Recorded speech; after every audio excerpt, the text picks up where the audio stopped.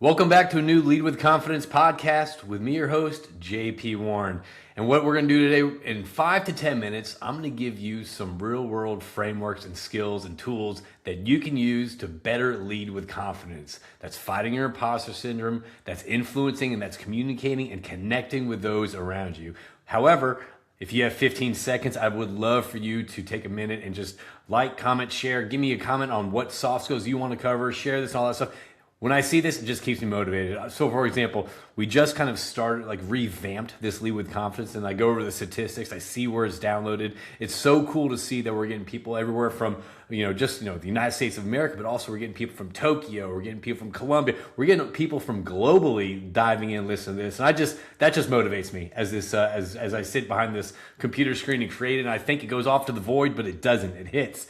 Today, we're going to talk. Now, the title is a little bit, the title is relevant, but I think I'm going to be talking kind of something that I've noticed. This is kind of a very specific thing that popped up and why we're having this conversation. And I'm going to dive into that a little bit, a little story. This is leading without authority. Pretty much, how do you influence people without having that authority over them, without creating unnecessary policies and procedures that affect the whole team? And this is just something that this is kind of like, I'm going to start off somewhere, I'm going to go somewhere, I'm going to come back to give you some real world frameworks. All right, pretty much this stems from this. You know, when you're in class, right, or if you're at work, or if you're part of a company class or something like that, and somebody does something wrong, right? And the next thing you know, rather than the teacher addressing that one student or the boss addressing that one person, next thing they do, they just do a blanket policy, and it affects everyone across the organization or everyone in your group, and you have no idea why. And next thing you know, that affects the culture, it affects the dynamics, and it affects the motivation of the team. But because a leader did not want to address the problem head on and they wanted to manage by comfort, it kind of affects the whole team by doing this blanket process or this blanket procedure that affects the entire team. And the story I have about this is, let's take, for example, there is a sales team, right? And there's that one salesperson that's blowing cash, right? They're staying at $600 hotels. They're buying this amount of meals and tickets and all this stuff. And they're blowing their sales expense out of the water. Everyone else is doing great. Everyone else is kind of staying under budget, on their monthly expenses and operating as they should. But that one person is overspending, right? And so what happens? I just saw this. What happens? Rather than address that one person, they instead roll out this blanket, random email policy, call it what you want, to the entire team. Now, think about that. So what that does, that puts everyone on the same kind of scrutiny, and you're really trying to address it with that one person, okay? So one bad performer triggers a blanket policy that punishes everyone, including the best people. The best people, right? So those top performers out there, they're getting held to the same lines as that one person that is actually kind of taking advantage of the expense account, right? So rather than lead by comfort and kind of do that blanket policy that just kind of like shoots a hole in your team culture's boat, how do we actually kind of go about this and manage this more effectively so your team is benefiting, and that one person that might be kind of like pushing the boundaries, they understand the expectation and they can actually adapt so they can start performing a lot better, right? And if you're doing this as a leader, if you're doing this whole blanket policy, you punish the whole classroom when that one student acts up, you punish the whole team when that one person acts up, you're damaging the culture, you're hurting your culture. Not only that, you might get people saying, you know what, this is baloney, this is crap. I'm gonna go elsewhere, I'm gonna find somewhere else that actually treats me like an adult, okay?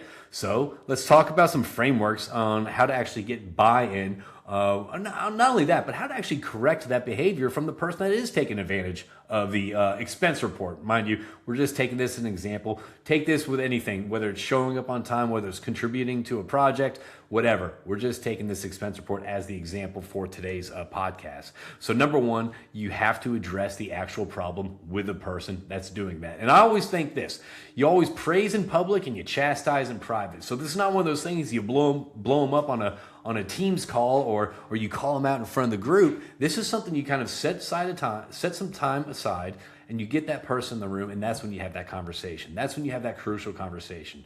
But you have to name the issue specifically with that specific person, rather than just kind of punishing everybody to try to fix that one person's behaviors, okay? So address the actual problem with the actual person, not the symptom with everyone, okay?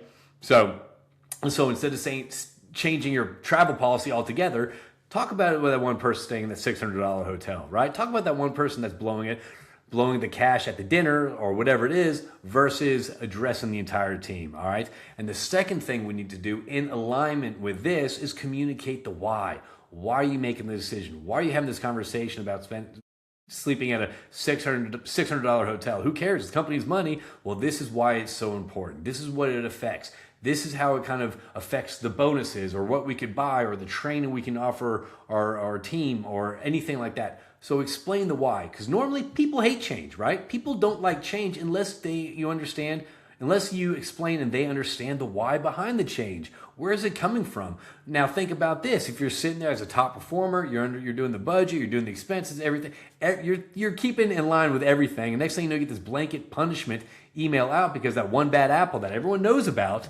What do you think it's going to do to your motivation? What do you think it's going to do for your buy-in for that company? It's going to definitely hurt it. It's not going to help it, okay?